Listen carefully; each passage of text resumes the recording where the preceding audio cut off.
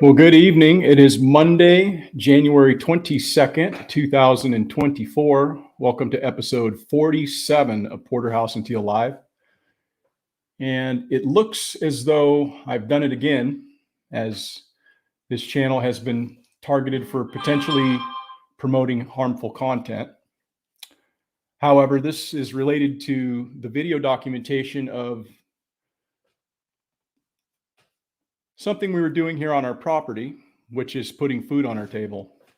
And that relates directly to this evening's main topic: the ignorance of the American eater and food insecurity. This evening has the potential to get a little spicy, but I'll reserve that until we get to the main topic. But how are you doing this evening, Rebecca? I'm doing well. How about you? Yeah, I'm good. It's been a good and productive week, and we're working on a lot of things around the homestead here. We're finally getting a little bit of rain, finally getting some of the weather they said that we were supposed to get, but really haven't seen what I was expecting, because they had talked about an El Nino and having a wet winter, but it just really hasn't materialized to be quite that yet. But we are starting to see a little bit of rain, which is nice. It's bare root season here, and I spoke about that last week, but I am continually purchasing some trees a little bit at a time, planting them as I get time. And that's something that I've actually worked on this week, which is putting together another video on bare root selection. So I hope that that's something that people will find some value in. I will be releasing that this Saturday. I've kind of changed some things around as far as the upload schedule. That wasn't supposed to be in that part of the queue, but I'm going to release it this week. And whether or not you're a novice and have no knowledge about how to select bare root trees and some of the things that you want to look for, this would definitely be right up your alley. But even if you're somebody who's been planting fruit trees for some time, I'm thinking that you'll be able to find and pull some nuggets out of this as well. So be looking forward to that this weekend, this Saturday. And yeah, we've been selling a little bit of Comfrey, which is kind of cool. I made that announcement last week, letting folks know that it's on the website, and we've received a few orders for that. And it's pretty cool, because Comfrey is one of those types of plants that once you have it, you pretty much have it, and you can propagate it as much as you want on your own property from that initial purchase. And one thing I want to kind of point out to folks is that we're not exactly going to be like paying the bills with Comfrey sales. That's not what we're doing this for. And in fact, I don't really know if that's what we're looking to do with this farm store, but it's just, as I said before, maybe a little bit more of a way to be a producer rather than just a consumer.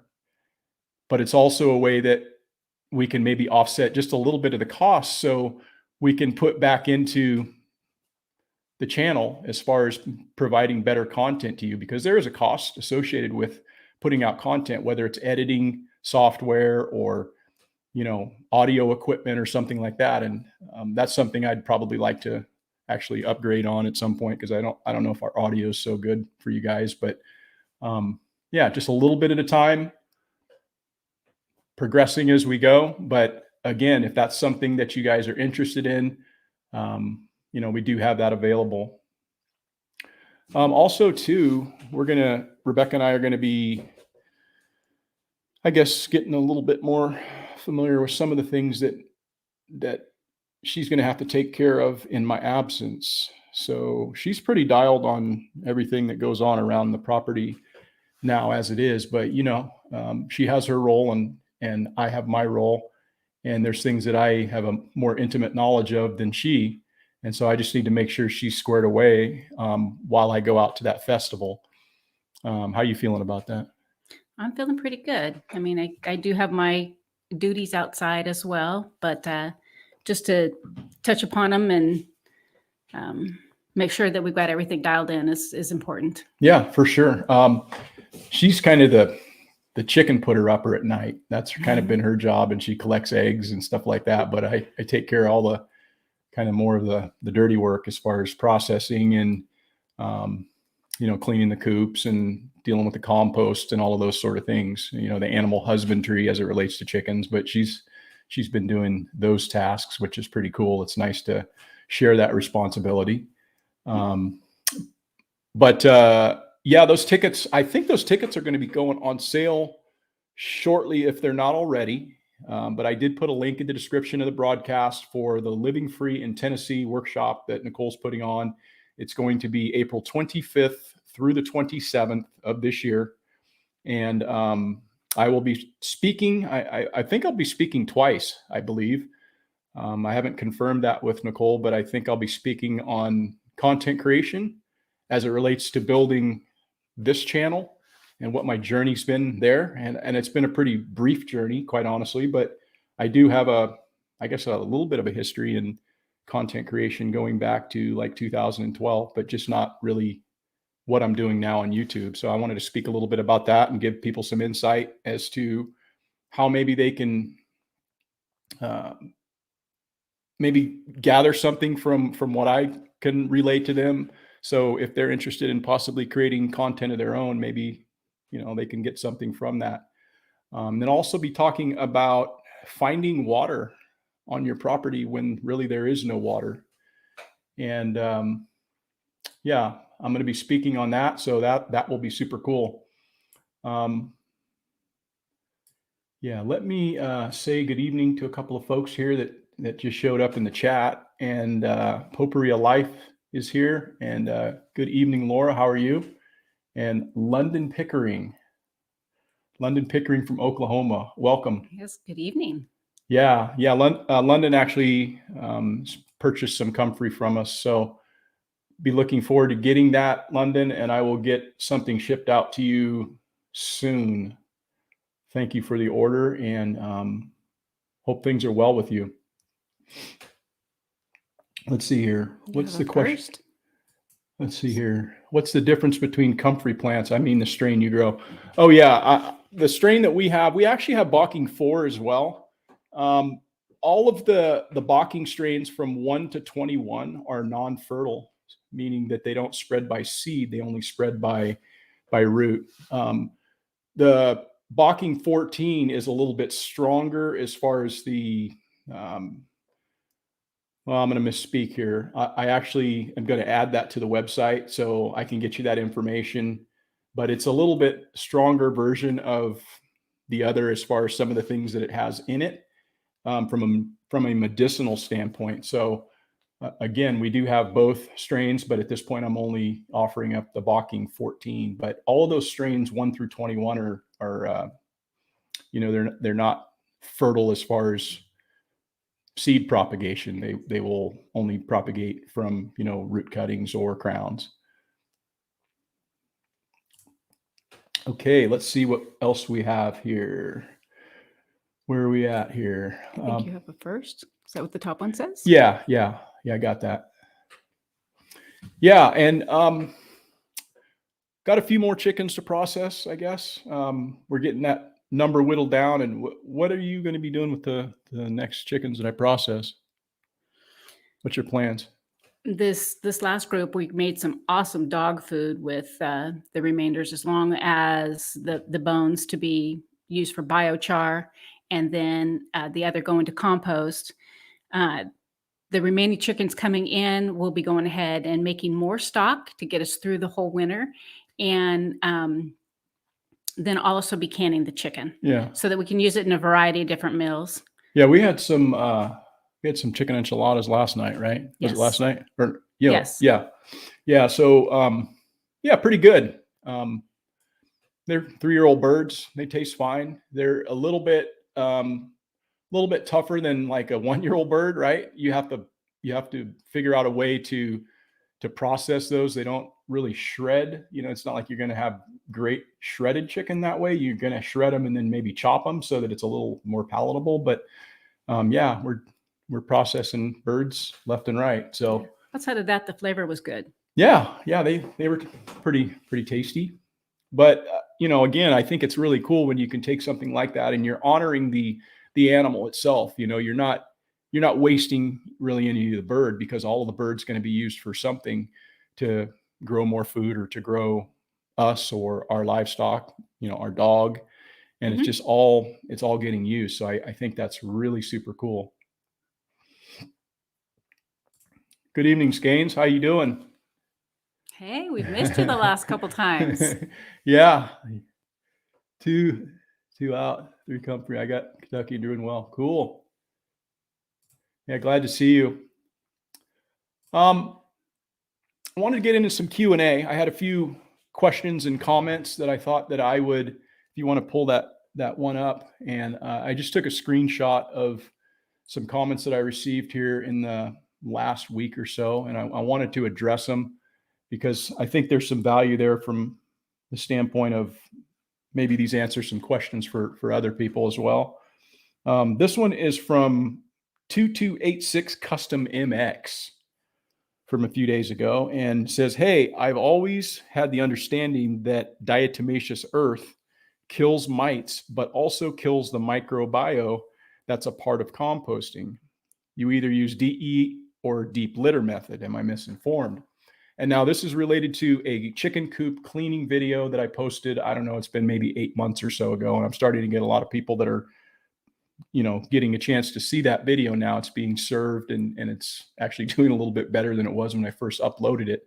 So I'm starting to get some questions from people. And I thought that was a really good question because it's honestly a question that I've had.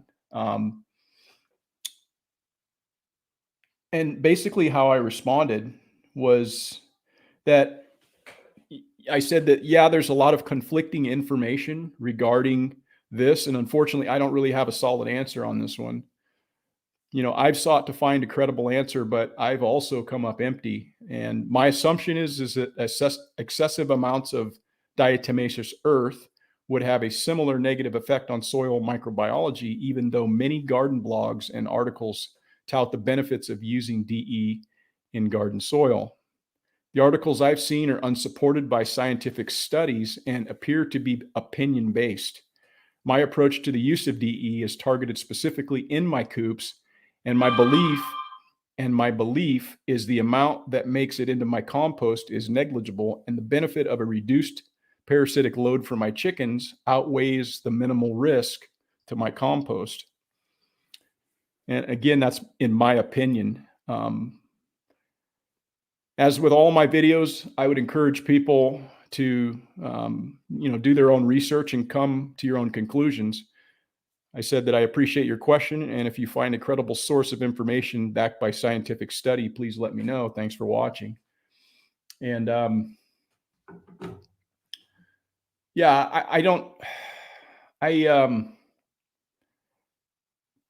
just want to make it clear that, there's a lot of information that's out there that people seem to have the idea that they 100% know the answer to. And I'm not going to sit here and try to act like that I'm going to bullshit somebody as it relates to this. I just haven't seen really any scientific evidence one way or another saying, yes, it's going to be harmful for the soil microbiome.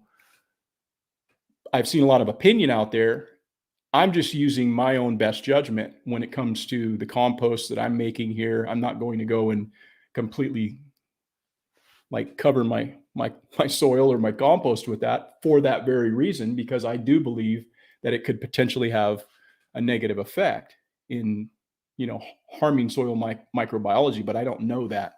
So I tried to give this person just my best guess on that. And hopefully, again, I think it goes back to people just using their own best judgment and, doing their own research.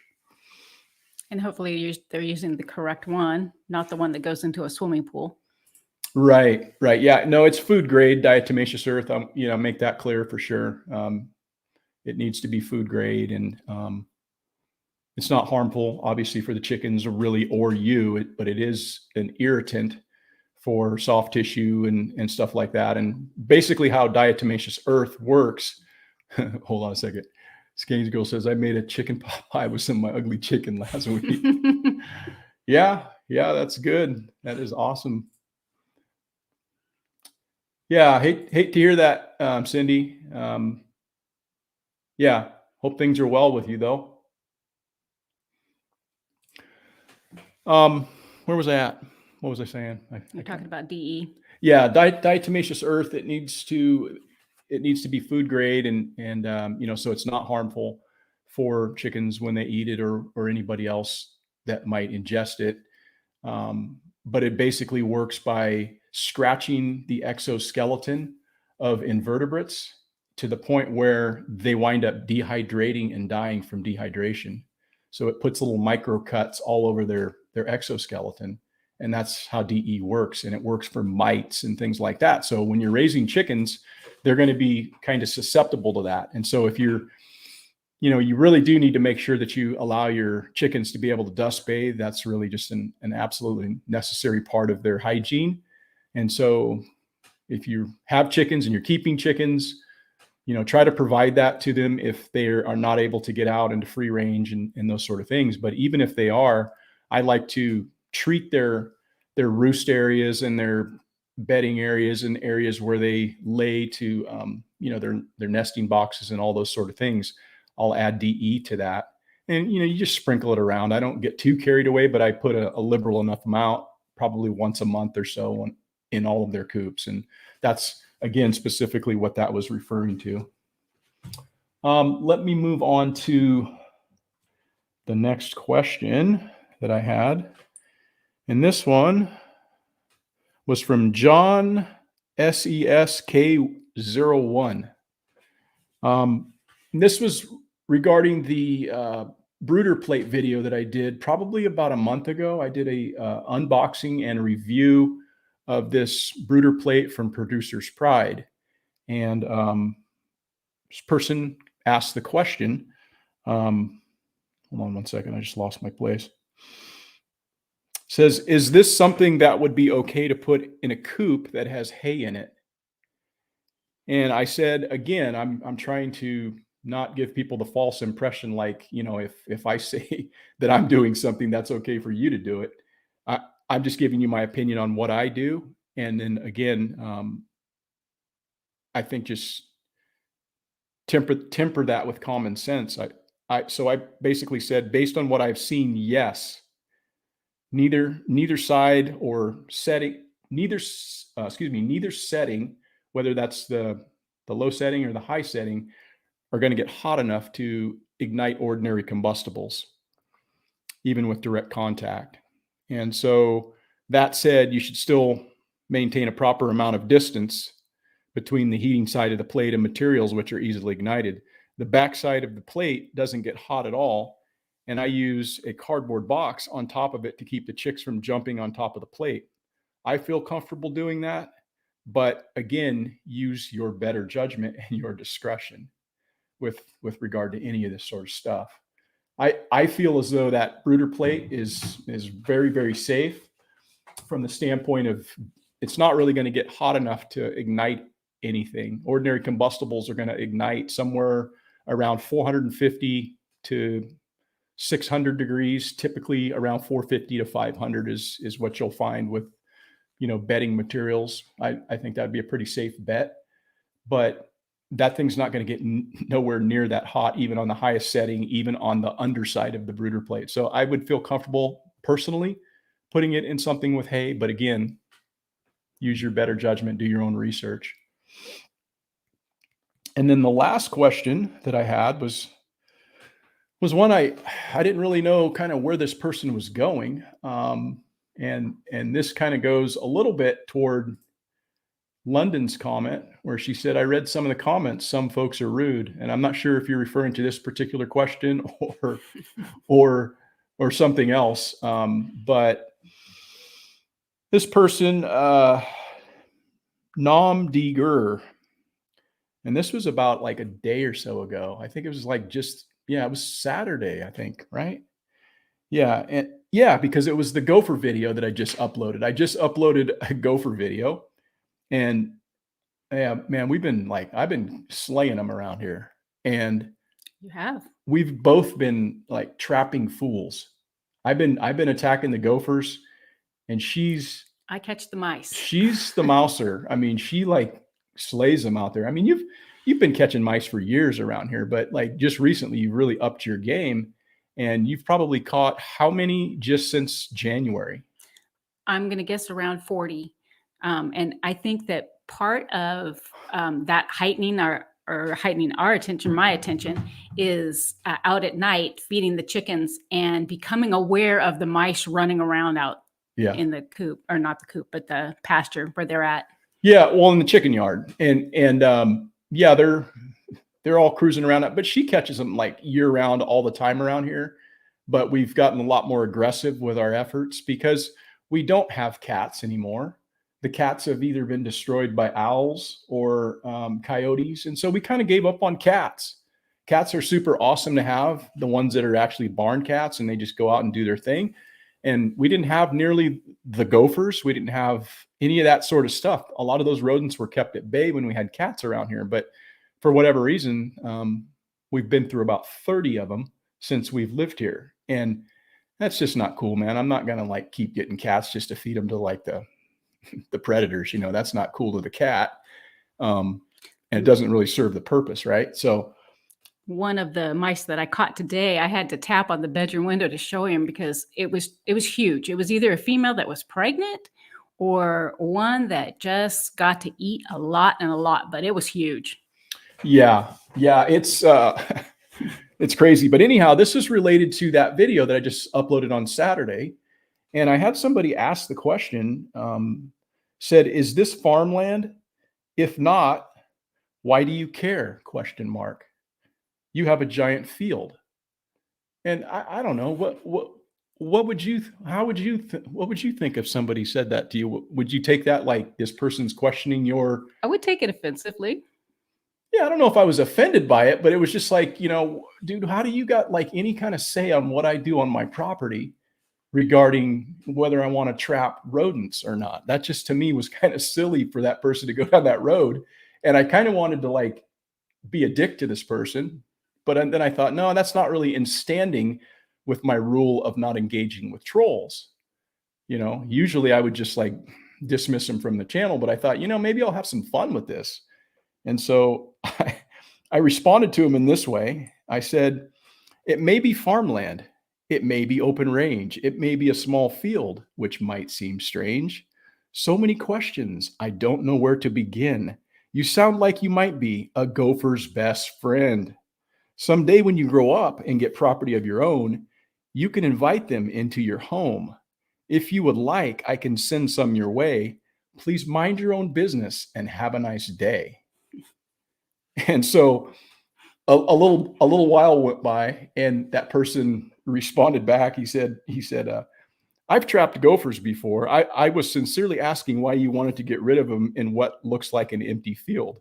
They do play a part of the ecosystem, eating grubs and such, which that's not true because they're herbivores and they're not going to be in there eating like grubs and such. They're eating roots and they're eating plants, and they're very destructive to those things, right? And basically what I responded back to this person, because I almost kind of felt like, maybe I was a little too strong. Maybe I shouldn't have like, done that or whatever. But, I was like just having fun with them, right? I said, oh, gotcha. I thought you were being a wise guy. I trapped them in my pasture for a few reasons. I didn't for 20 years, and now I have hundreds on my property. They are tearing up pasture that I would rather feed to my cows or sheep. And second, I would have less interest in pursuing them if they would stay out in the pasture. But since they seemingly have multiplied by the hundreds and have decided to target my lawn and garden, it's game on. Third, trapping is a valuable skill to possess, and collecting them out in my pasture makes eliminating them from critical areas like my lawn and gardens a lot easier. Thanks for the follow-up. And that's essentially it.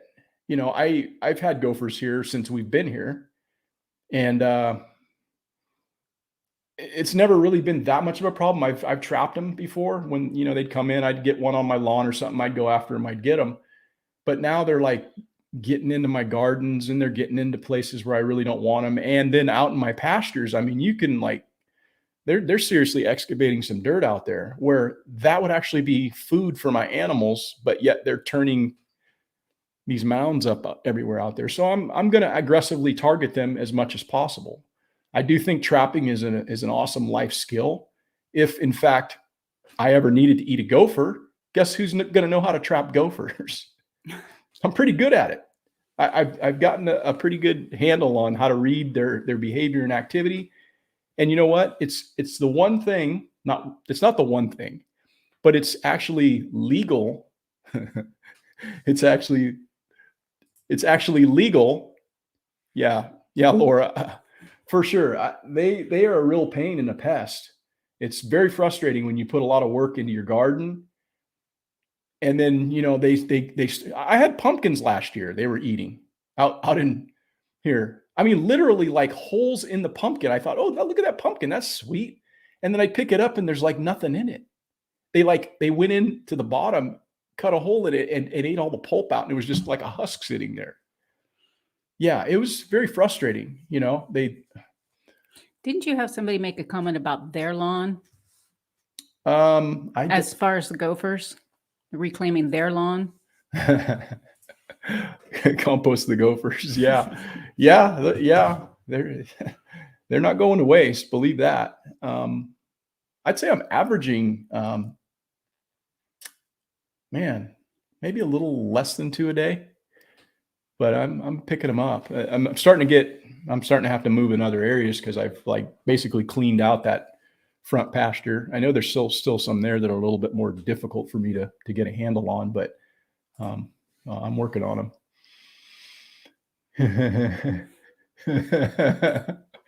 Yeah, gopher stew. Oh man. Yeah, we're not that hard timey yet though. See, that we got to wait till we get to the SHTF before we start skinning those things and cooking them. We're good on that. I've seen an old high school friend of his eat a squirrel. Yes. And I can hold off on the gophers for a while. Yeah, no, squirrels not bad, but he was eating it when it was still raw. It was bloody. Yeah, it was disgusting. It was not okay. But when you're young and you're drunk and you're doing stupid things, she has to witness that. See, that's no good. Yeah. Yeah. So gophers, no good. I totally get that. Squirrel. Yeah, no, I got folks here who that eat squirrel, like literally go out there and hunt squirrel because they like to eat squirrel. I'm not a huge fan, but again, it just really, a lot of that stuff just depends on how you cook it. I've never had the squirrel that he cooks, but he's like, yeah, man, he says, I make squirrel and it tastes like beef. So, maybe so. Depends on how you cook meat, right? It's just meat. But yeah. Anyhow, I think that person basically said one more thing. He came back a little bit later on and said, wow, never saw that many. Thanks for the video. Very cool trap. And then I said, you're welcome. Yeah. But anyhow, let me get to the main topic for this evening. And the main topic is the ignorance of the American eater. And really that ties directly into censorship of a video that I recently uploaded. The thumbnail that I put onto this video for this evening throws out the idea of food insecurity. But as food insecurity is most often known, that's for people not being able to know when their next meal's coming and food not being on the table. And that's food insecurity. But that's not what this is about. This is about, in my way of thinking, the inability to tell the truth about where your food comes from. And there's an insecurity, I think, that people have about doing that. And I just think it ties directly into why so many people are ignorant about the food system and where their food comes from. And first, I was kind of pissed off, I guess, about it. And what I sought to do was to to try to make that go away. So I took and I deleted the video, thinking that I could upload the video with a different title. Because let me pull this up, guys, and I'll show you what happened. Let me pull this up. Just give me 1 second. Pull up my. Okay, here we go. Here's my YouTube studio. And this is what I got. I got an email after, like in 10 minutes after uploading this. If it was even 10 minutes. Yeah, right. I had just uploaded it or whatever. I hadn't even put I had put a title on it. I hadn't clicked anything to try to monetize it or anything like that. I just uploaded it, and all of a sudden I'm like, what's this YouTube like thing? And it's like notification, important notification. And basically what this says right here is it says an age restriction has been set for my content, butchering chickens with a scalpel. And that's the title of it. Butchering chickens with a scalpel, quick, easy, and humane, may not be appropriate for all audiences. So we placed an age restriction on it. So again, I deleted that. I re-uploaded it with a fresh face.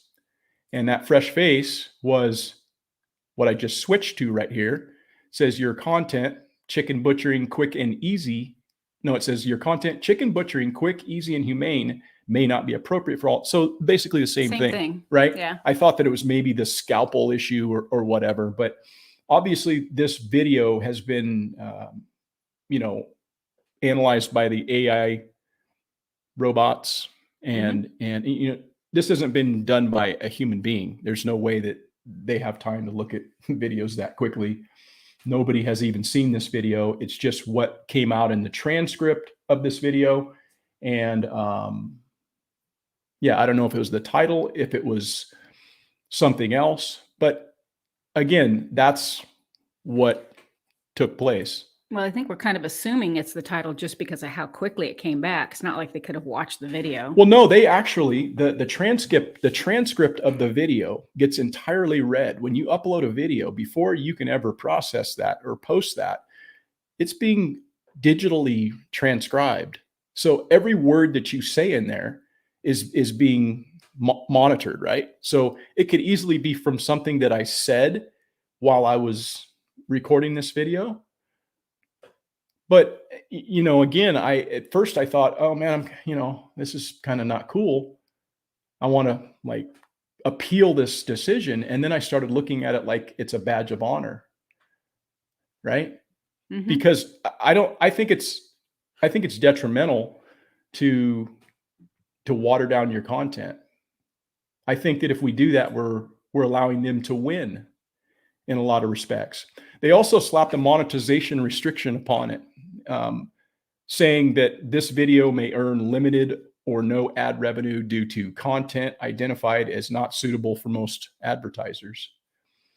So it's got not only the age restriction, but the thing for the advertisers. So the good news for you guys is that if you decide you would like to watch this, at least at this point, you still can, if you're 18 years of age or older. Now, here's something else. If you were to sign out of your account and then try to sign back in and watch it, I don't think you can do that from what I understand. But, if you're signed into your YouTube account or whatever, when I upload it, which will probably be sometime in February, I think I have it scheduled, you'll be able to see it, but people that are under 18 won't be able to see it. What do you think about that? Do you think that's a good thing do we need to protect the children, or what are we talking about here? What's the deal? I think it's unfortunate because children do need to know where their food comes from, or at least have an understanding of where their food comes from. I know, being raised with a father that was a butcher, I saw it all my life. So maybe I have a little bit of a different perspective. I know you were raised on a ranch. So what are your feelings? I think it's unfortunate that children aren't going to get to see this. That's what I think. Because, I think we have a problem in society where kids don't know where their food comes from, whether that's how it's grown or whether it's how it's raised. And it's one thing to eat meat, but then to not have an understanding of how that meat got to your dinner table. I think that's kind of a huge problem. And I don't know why there's this stigma of the process, something that happens all over the country. It's going to continue to happen all over the country, despite some people's efforts to demonize the industry. I think that, I think it's unfortunate. I think children should have the ability to see this rather than. Right. And what age do you feel is appropriate? I feel it's appropriate for the parents to make that decision, quite honestly, right? It's not up to me to say, well, they should be this, that, or the other. If it was my kid, I probably wouldn't feel comfortable, maybe like under 5 years old, right? But I know for myself, I was 6 years old watching animals get butchered, and I wasn't having nightmares over it because I understood, like, hey, that's going to be some dinner. It was kind of explained to me in that way. Mm-hmm. Every kid's different. Some kids aren't going to be able to process that at that age. But again, that's not for, I don't think, the platform to make that determination for what's okay for people to see in that regard. Right? Yes. I know our children had that opportunity. They participated in 4-H I believe it's like 9 when they can start. And so they were well aware. Of course, they were on a ranch, so they had early knowledge of it as well. And it was a great learning experience for them. They went on to do FFA, and they have no problems whatsoever with the fact that this is the way their meat is raised, processed, and made it to the table. Yeah. Hey, good evening, Bruce. How you doing, man? Let me pull this up right here. Let's see here. Boom. We'll share that. Right here, it's an article, and basically saying that more than a third of U.S. children in the U.S., or more of the third of children in the U.S. don't know how the meat gets to the table. And granted, this is a pretty young sample group. I mean, we're talking age 4 to 7. So I'm going to give like 4-year-olds, 5-year-olds, a pass. But when you're in first grade, you should have a good idea of where a chicken nugget comes from. You should pretty much understand that, but there's a lot of kids that don't. And I would also say that there's probably a lot of adults who don't know that. And that's the whole problem with this, because if the children don't learn this, or they don't learn what's ethically an ethically processed animal is, they get this propaganda that's thrown their way. So in saying this, you're referring to a ranch kill over a slaughterhouse when you're saying ethical way? Yeah, in a sense, but I'm also trying to highlight the fact that most people, I think, probably have seen some kind of an animal rights type PETA video or animalrights.org type expose on what happens in slaughterhouses or feedlots or whatever. But that isn't representative of the industry as a whole, nor does it represent what happens on farms and ranches, around this country and around the world. Mm-hmm. But see, that's part of the problem, because we've got people who don't ever get to see that. And so that's why I'm not going to change my content. And again, guys, when you see this video, it's not like it's like anything horrific. I'm just butchering a chicken, but I'm not censoring the actual cutting of the neck. There's a lot of chicken processing videos out there. And a lot of homesteaders have put out this sort of content, hundreds, if not thousands of videos on processing chickens. It's not like this isn't something new. But there's a lot of processing videos that I've seen that they kind of self-censor themselves. And I don't exactly know why they're doing that, other than maybe they feel as though it's not something that needs to be seen. You don't really need to see that part. But I think that if you don't see that part, that's a part of the process that you don't know about. And when you don't know about what's the actual process, what's next in the process are we going to remove because, we don't need to see that. And pretty soon what you're left with is a cardboard box that you open up and, hey, there's chicken McNuggets in there, but you have no idea how it got there. And so Ironically, even though it says chicken. Ironically enough, yes, yes, yeah. I think that's kind of a problem for myself. Now, other people can do what they want to do, and I'm not saying that they need to do what I'm doing. I'm just saying I'm not going to play their game Mhm. because it's not specifically spelled out that this is something that you can't participate in or show. Right. So I want to, because see, here's the thing, there's homeschool parents that don't have the ability to have chickens, but maybe they want to educate their kids as to, hey, this is what happens on a farm. This is how an animal is processed. And so if I'm going to, say, well, they don't need to see that, am I doing them a service by saying you don't need to see that? That's up to the parent. Maybe they want to teach their children and teach them well. That's all. That's all I'm saying, right? Mhm. Other people can do what they want to do. Let me see if I can pull that up again. What am I doing? I'm like, okay, yeah, it says here, parents may deliberately withhold information about animal slaughter in an attempt to safeguard children's innocence, viewing the realities of meat production as too gruesome for children to know at a young age. Now, I mean, to their credit, I'm not going to dispute that. I mean, there's a point in time where kids can't process that. I get it. But again, it goes back to what I say. It should be up to the parents to determine that, not the platform to say, we're not going to allow you to show something that's clearly done all over the country. And From the beginning of time. yeah, I mean, is it shocking to people? Well, yeah, maybe it's shocking to some people, but how do we determine that? Right? Yeah. Good night, Laura. Good night, Laura. Yeah. Let's see here. What do we got here?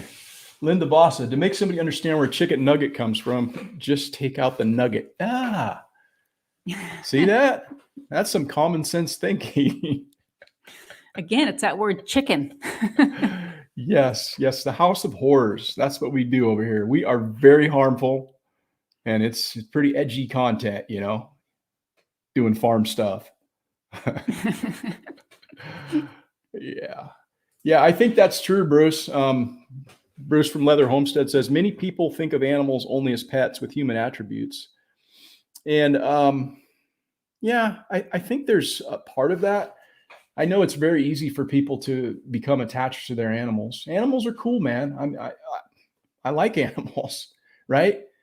Mm-hmm. But you get to a point where you realize, that's kind of a zero like sum game. That's not a winning solution or a winning formula to be on a farm and then just like every pet you have or every animal you have is some kind, you're looking at him in the eye like, oh, he's looking at me, he's cute and all this sort of stuff. You got to understand why they're here, and it just makes it a lot easier to put food on the table that way. But if you look at everything like it's a pet, yeah, that's going to be more difficult. And I think that's actually been accelerated with the whole social media aspect of things, with people dressing up their chickens on TikTok and with Instagram. Pants on, running around. Oh, that stuff's hilarious, man. When I see a chicken running around with like little pants and shoes and he's, it makes me laugh. It's funny, but there's also people putting chickens in their house and doing all this stuff. And it's just like, man, that's just not real. That's just not real. You're doing that for clicks. And that's just not real. But again, chickens can be pets too, I guess. But pets with benefits, they lay eggs.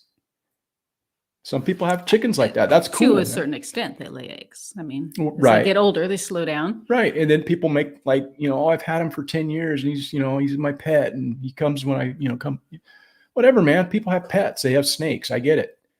I'm just saying that I think that's part of maybe the issue that it's more difficult for people to look at their animals in that way. But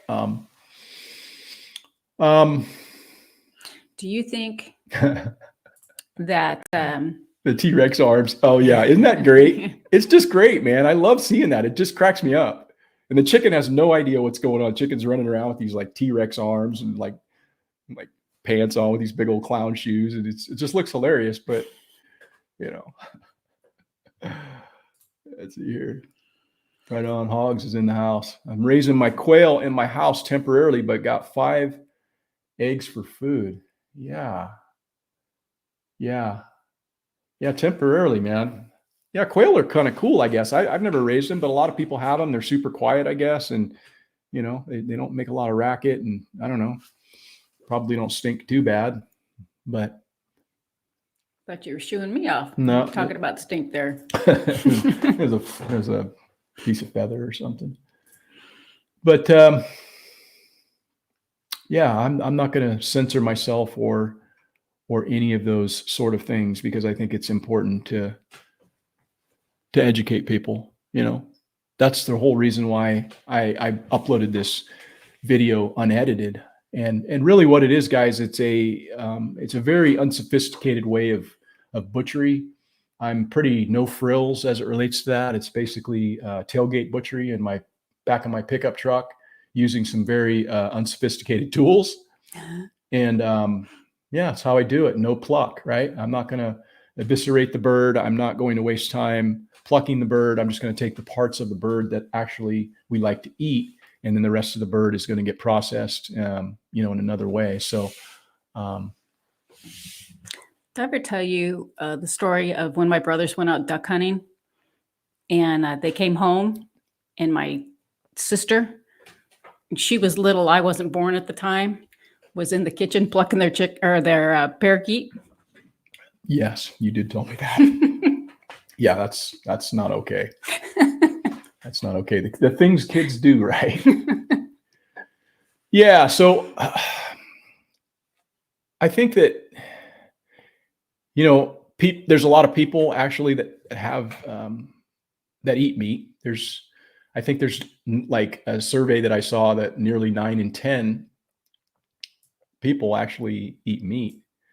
It's like 89%. And right there, nearly 9 in 10 Americans consume meat as a part of their diet. That's a lot of people. Mm-hmm. You know, despite what maybe some people might have you believe about the dietary choices of people in this country, because it seems to get a lot of press as far as vegan and vegetarian and all those sort of things. But those folks are quite the minority. And, you know, they've tried to roll out this whole alternative meat system, and they're going to continue to do that until they succeed. And one of the ways that they're going to succeed is by dumbing down the people who are actually the next generation. And so, again, that's why I think it's actually harmful to not allow parents to show this to their children if they're under 18, you know, and say, hey, look, you know what? That's not really that gruesome. That wasn't really like that harsh.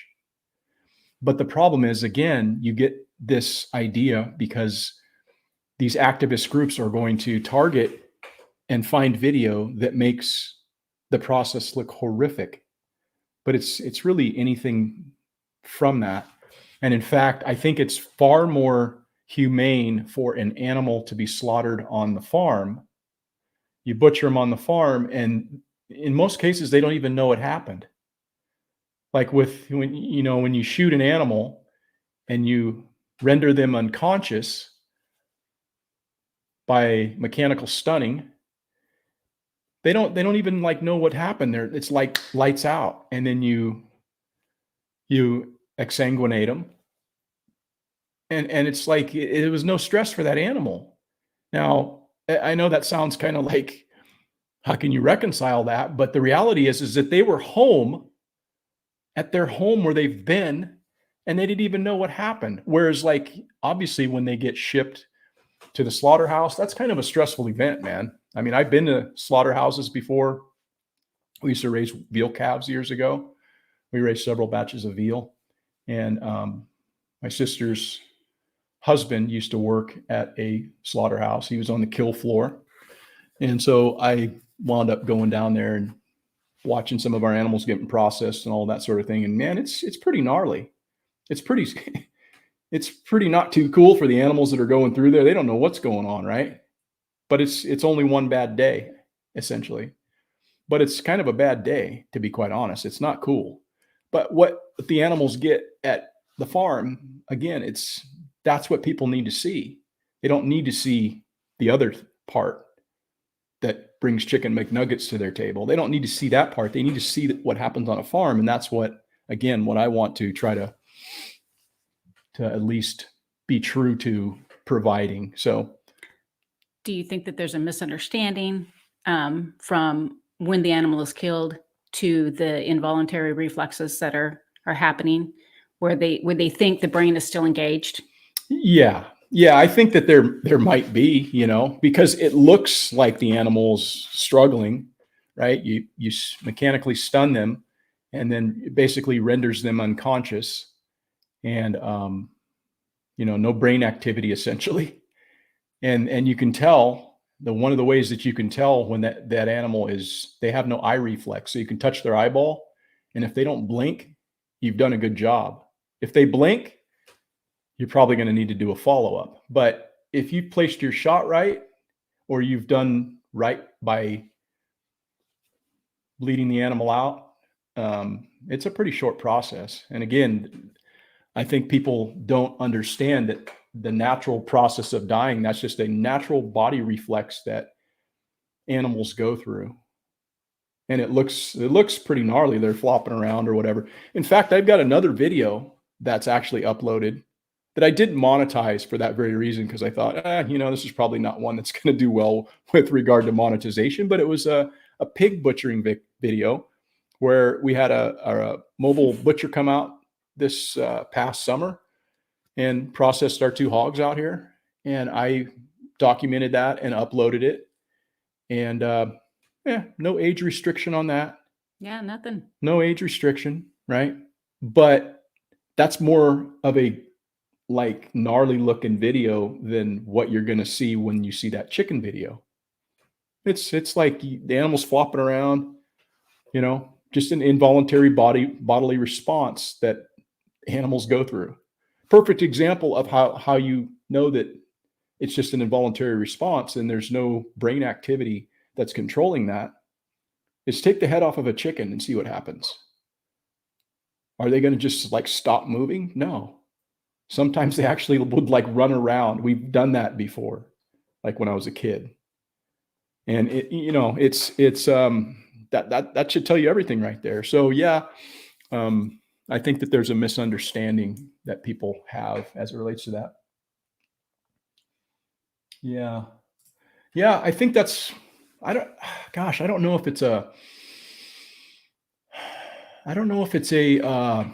an intentional thing to dumb people down, but I think it's definitely an intentional thing to make people dependent on the systems that they create, so that it's a lot easier to manipulate people. And when you have people living in a concrete environment where they don't have space around them, where they don't have that freedom to do those things that generations before us have done, which is to provide for themselves, not only in the food that they grow, but the food that they raise. When we lose touch with that, they're winning. And here's the other thing. When they force or when they cause us to self-censor ourselves, I could have put that video out and you know what? Hey, we're going to butcher a chicken today. And then just show you the chicken laying on the tailgate. I didn't do that because I wanted people to see, if they've never seen an animal get processed, what it looks like. The whole thing. That's how you learn. That's how you know what's going on. But if you don't, again, it just goes back to pulling up to the drive-through. Hey, look at that burger. Isn't that cool? How'd that get here? So would you say that gives you appreciation for that animal? 100%. Yeah, it's a different thing, man. When you raise an animal and then you're respecting the animal, I think. It's a respect kind of a thing where you're looking at that animal thinking, you know what, I'm going to be eating you someday. Right. And not hey, haha. It's just and then for me, if it was me, I'd be yeah, I can't watch that. I got to go over here. I can't watch that. But process them and then call me when it's all cut and wrapped, right? Because I like to eat steak. What would that be all about? I'll be at burger joint having lunch. Yeah, what would that be all about, right? I mean, so I just think it's a disrespectful thing to do if you have that way of thinking, and I don't think that way. So I know that there's a lot of people that do, and it's probably a conundrum that is called the meat paradox. And I'm going to pull that up right now so you guys can see what I'm talking about. But it is right here, and there's a couple of psychologists who in Australia did this, I guess, research, and what they are calling the meat paradox is the psychological conflict between people's dietary preferences for meat and their moral response to animal suffering. But this, I think, goes back to what I was just talking about, where the animals that we process don't suffer, right? Right. I mean, it's quick and easy. Not easy, but I mean, Yeah, it's quick and fast. Yeah. I was kind of saying the same thing twice, but right. Yeah, you're just being thorough. yeah, just following up there. Just being thorough. Yeah, I think, I mean, this is a real thing. There's a lot of people, I've heard people say that, hey, oh God, I just couldn't watch that. Why? Why have you conditioned yourself to think what you're going to see is something you shouldn't see? That's just an interesting thing. I guess maybe if you think that it's going to be gruesome, but again, that's why I want to show it. I could see if you were sheltered from it. Yeah. And that's what's happening. Yeah. Yeah. They're used to see what PETA puts out, and they really haven't seen from a human farm. And that's all ethical farms are human. Yeah, I agree. Yeah, let's see here. Just like hunting videos, if people really watch harvesting, they can see that most hunters are conservationist and human. Yeah. Yeah, I think there's a huge misunderstanding and a misconception that people have about, hunters and farmers, and, I don't know. I can't help you. My dad, my brothers, my whole family was hunters Yeah. and fishers. Yeah, of course. I mean, that's like a thing, man. It's not like it's something that's strange, right? But yeah, I don't know. So what are the ways that they process animals? Do you know? That they process animals? Yeah, what's the mechanism in which they stun an animal? How's that work? How many what's the most? There were 5 different, I believe. There's about 4 or 5. 4 or 5, which is they can slit the throat. No. I'm talking mechanical stunning, not exsanguination. Okay. They use primarily in slaughterhouses, and this is now they're now battery operated, which is actually kind of an interesting thing. But it used to be a pneumatic captive bolt that they would use, and they also had them where they actually had 22 rounds in them. But essentially, it's just what's called the captive bolt bolt gun, and they'll put it on the head of the animal, and that bolt goes and it pierces the skull and into the brain, and that's how they're stunned. And it just retrieves the bolt back in, so it's not like it's putting a projectile into the animal. It just, captive bolt. And then typically what happens on ranches and farms is, gunshot. And then there's other processes as well, but they don't really use that much in the United States. I think they use them like elsewhere. They use gas like CO2 and stuff. And then they also use some kind of a electric current, which I don't know if I'm so much of a fan of all that, but I think that's kind of an interesting way to go too. But what happens on farms is typically very, very humane, and it's just a natural part of the process. And that's what I wanted to, again, like kind of relay to people. And I hope when this video comes out, you'll get a chance to check it out. If it doesn't get removed by YouTube for some reason or another, I doubt it, because it's just a chicken being processed, and it's actually a pretty tame video in my opinion. But yeah, You have anything else you want to add on that? I think it's just something that, again, we've talked about, that kids need to be educated where it is that their food comes from, Yeah. and what that animal provides for them. Yeah. Yeah. I think that there's one other thing I kind of wanted to say on that. Let me get to this person right here. Hey, what's up? Bill Warner, Jackson, Tennessee in the house. How are you, man? Welcome.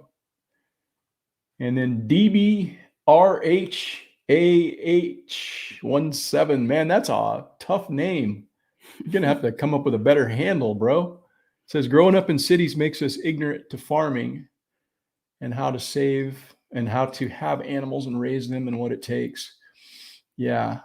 I think it's a really good thing if parents have the opportunity to get their kids into 4-H at a young age, and start with stuff that's easily managed, like rabbits or something like that. Get a rabbit and a chicken.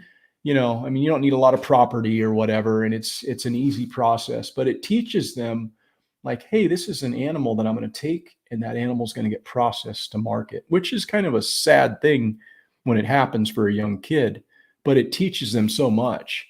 And I just think that that's a really great thing to be able to do for your kids. It teaches them about life and death. It teaches them about loss and all of those sort of things, but it also teaches them about the food system, so that's a really, really, really good thing. I'm glad we were able to do that for our kids. I was raised that way, and just gives you a different perspective on everything. And I would say that probably the first year is probably the roughest one. And then after that, they pretty much know the process of what's going on, and it gets a little bit smoother. Yeah. I 100% agree with that.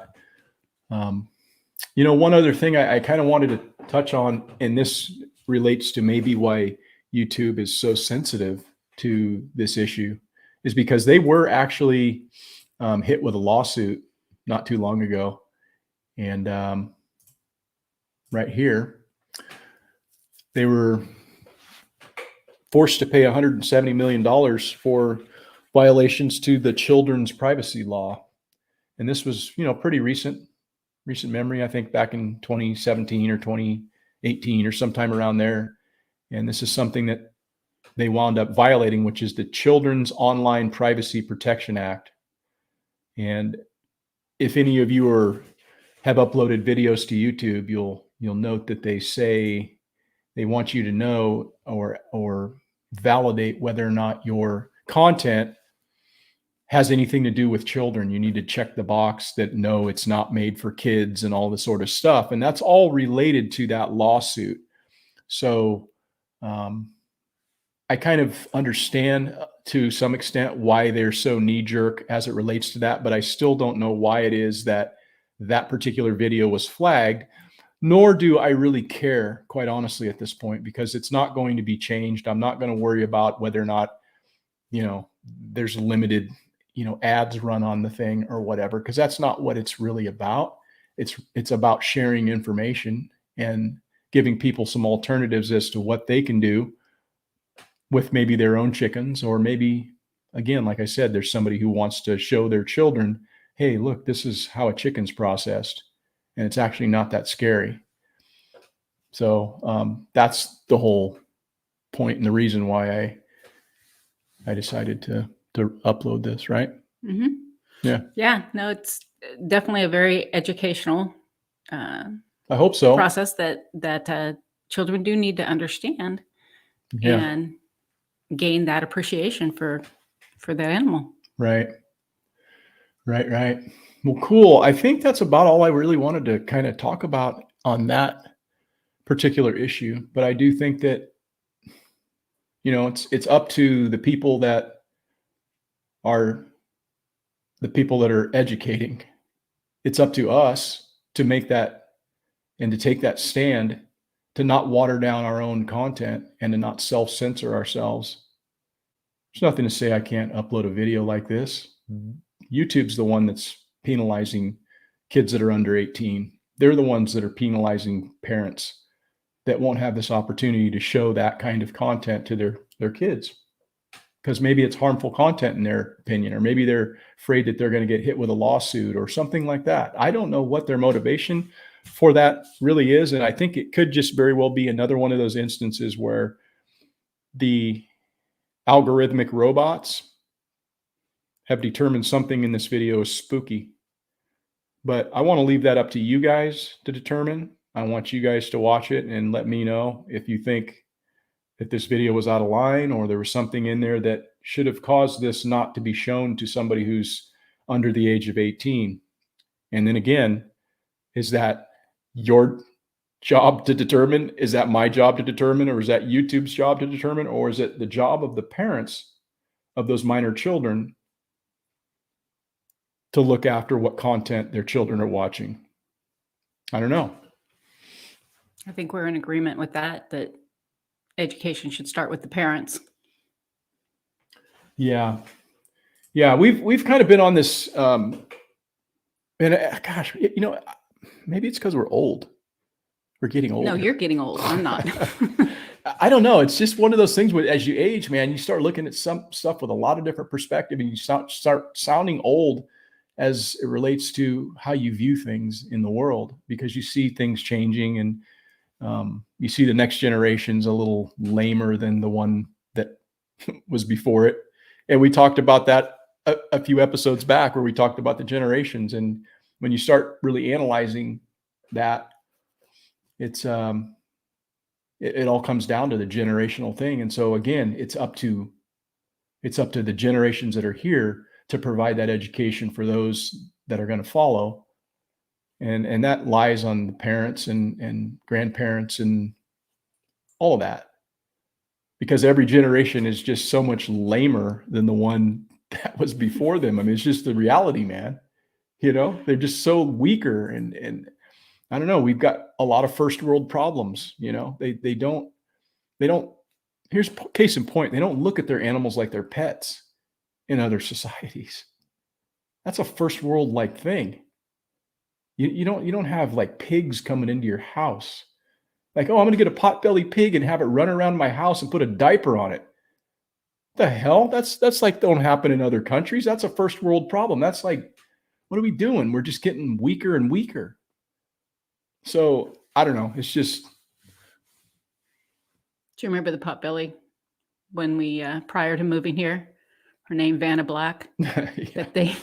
She used to come to the block parties and had her own little pen that she was in. Oh yeah. People are dumb. They're just ridiculous, man.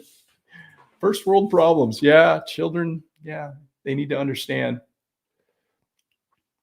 The video I'm referring to is this whole chicken butchering video. And that's what I'm referring to with regard to what YouTube decided to put an age restriction on and then put limited monetization on. It's totally their choice. I've said this before. I have really no problems actually with YouTube deciding what you can and can't say on their platform. I really don't have a problem with that. There's certain things that they've identified that you shouldn't say, and quite honestly, might surprise people, but I'm okay with that. What I'm not okay with is the ambiguity that's laid out in their community guidelines and their monetization guidelines, because there's just too much interpretation that one can have from that. What's offensive to you and what's shocking to another, I can't read into people's minds. So they put out things like that. Oh, if it's shocking or upsetting or, well, what are you talking about? What's so shocking about what I did to that chicken? I processed the chicken and showed you what I did. I'm trying to educate people here. So yeah, the slaughter of animals is something that happens like every day in this country.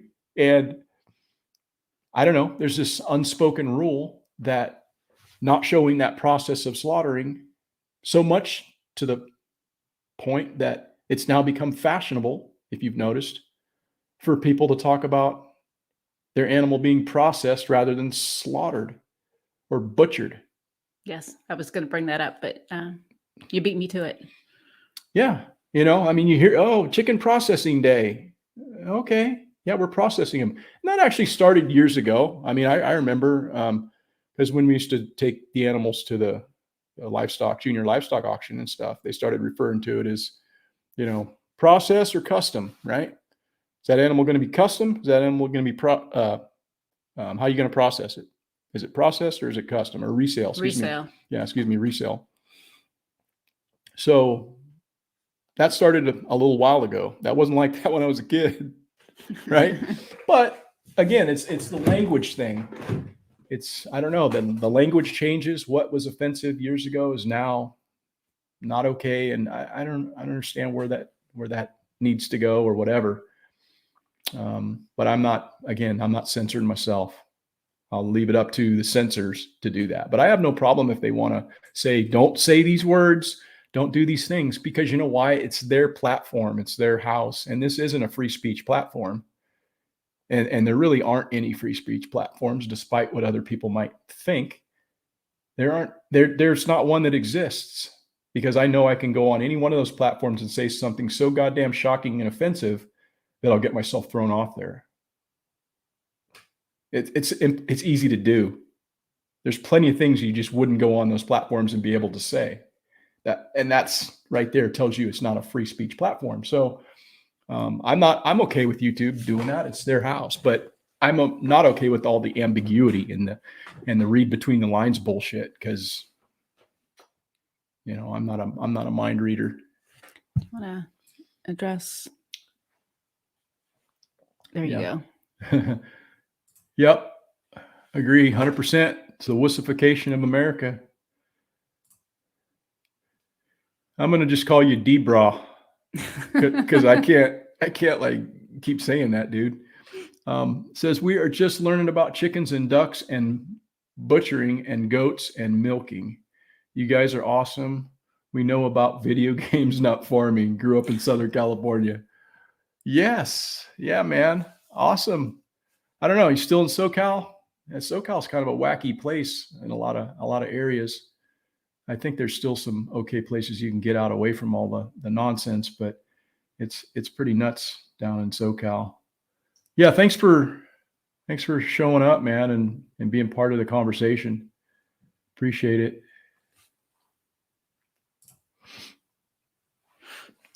Yes. Yep. Freezer camp. Yeah, it's a thing. It's a thing. Hey, if you guys have a lot of meat in your freezers, one thing to just consider is maybe think about getting yourself some Wi-Fi freezer alarms. It's something I actually added to our repertoire, like, I don't know, 2 years ago.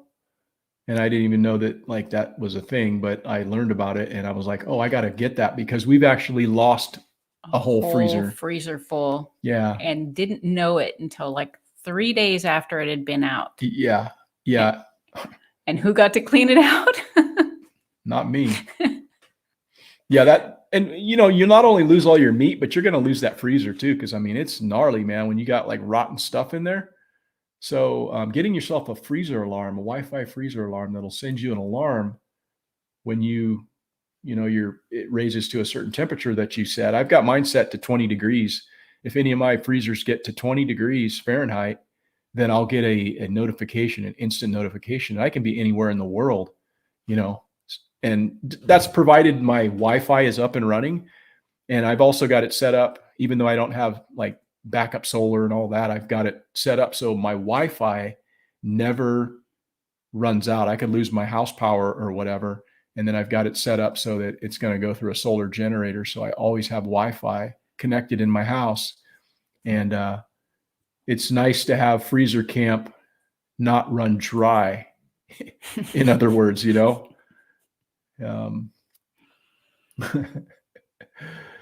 Yeah, that was pretty disgusting. Nope, not in California. Oh yeah. Yeah, Utah's cool. I like Utah. I've had some friends out there, and it's a pretty state. It's pretty state. A lot of cool things to do as well. Yeah.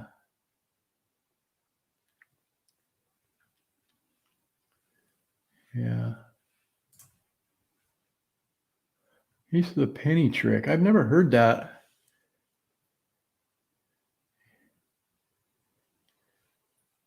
Yeah, what is the penny trick, man? That's something you're going to have to enlighten me on, or maybe I'll need to do a Google search or something. I also use the penny trick in the freezer in case the internet is down. I don't know what that is. Neither do I. I've Yeah. never heard of that. Yeah. Well, I'll have to look that one up, man. Maybe that's the way to go. Skate says she had to clean out a freezer full of meat after Katrina in the heat, used Bic Sab and a bandana. Oof. I had the garbage can right outside the window of where the freezer was at. So I had to open and chuck and shut and open and chuck and shut.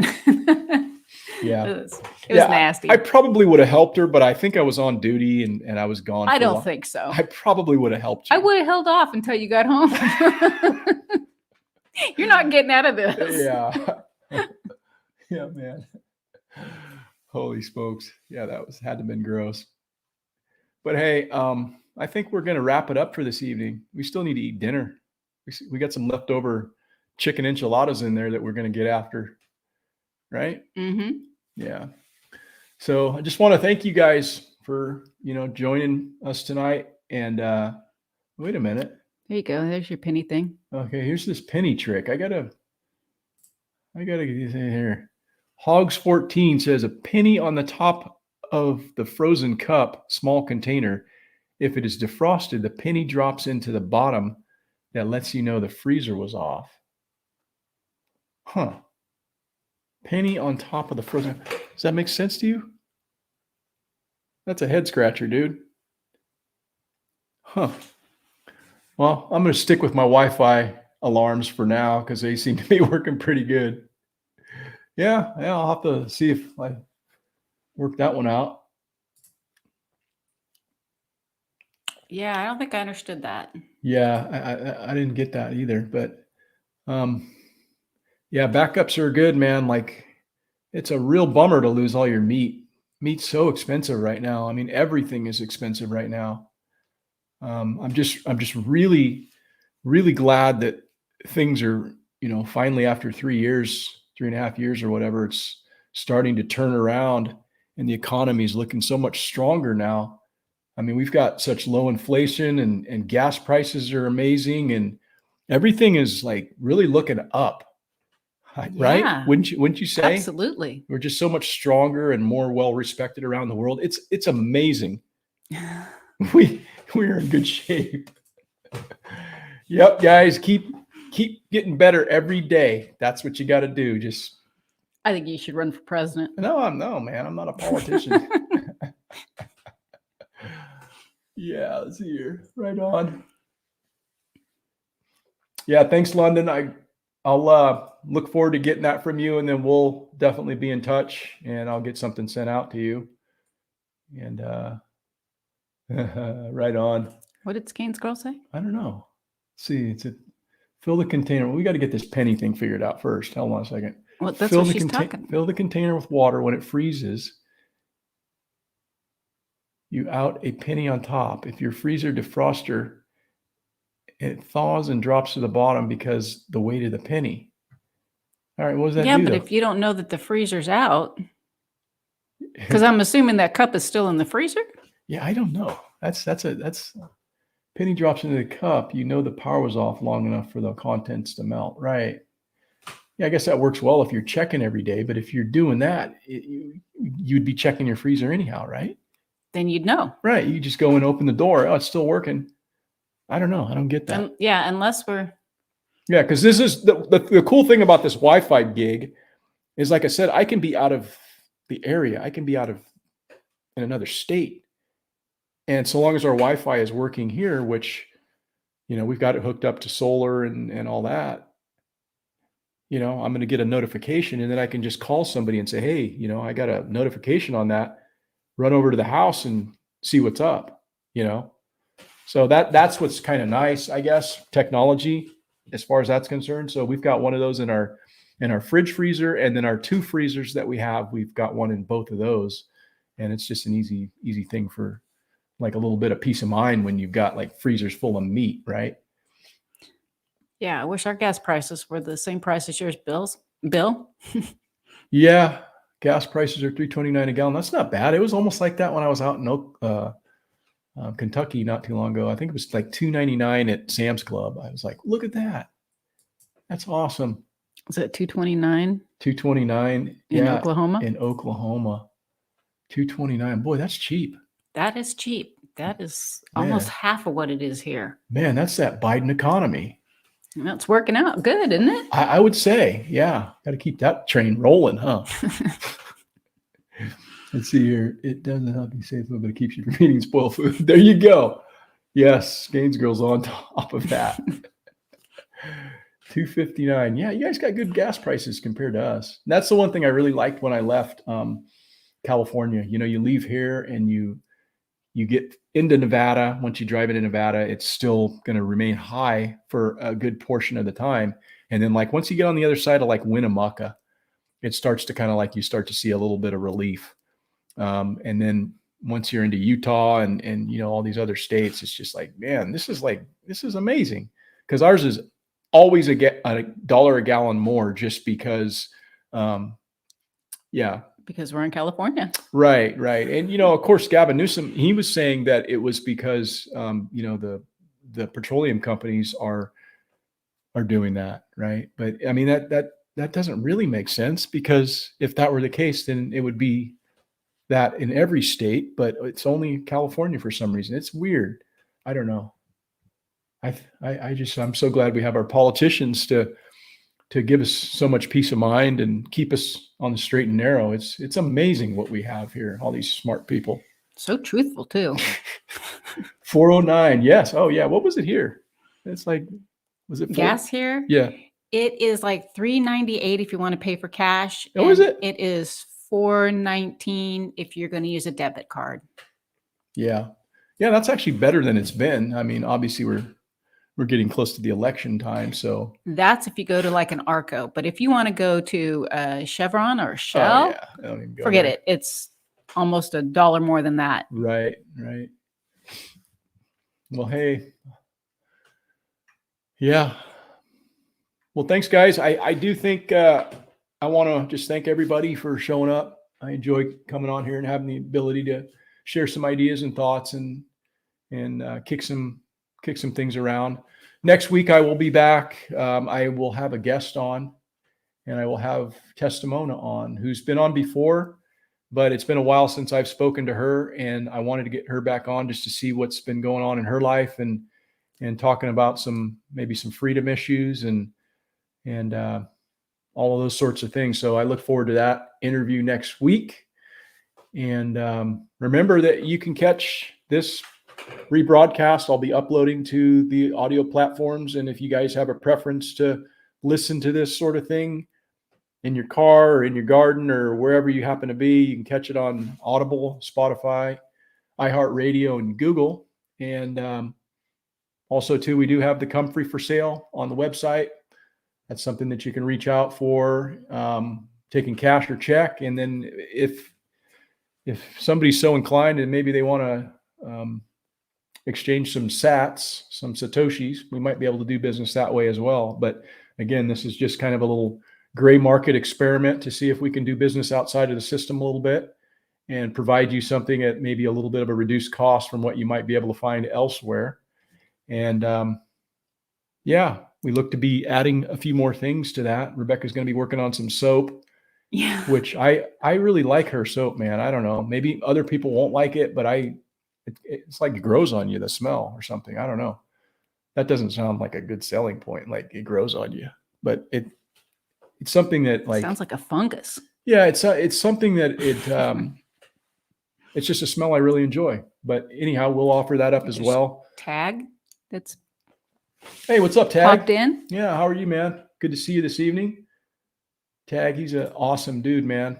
Get a chance to meet Tag for the first time, like in 2022 down in Self-Reliance Festival. And then I've run into him a couple of times elsewhere, and he has an awesome channel. He's an awesome dude doing awesome things, building an awesome community out in Kansas, and somebody that if you're not checking out Life Done Free, you probably need to get over there and check him out, because wealth of knowledge and a super motivational dude. So thanks for showing up, Tag, and good to see you, man. Say hi to B.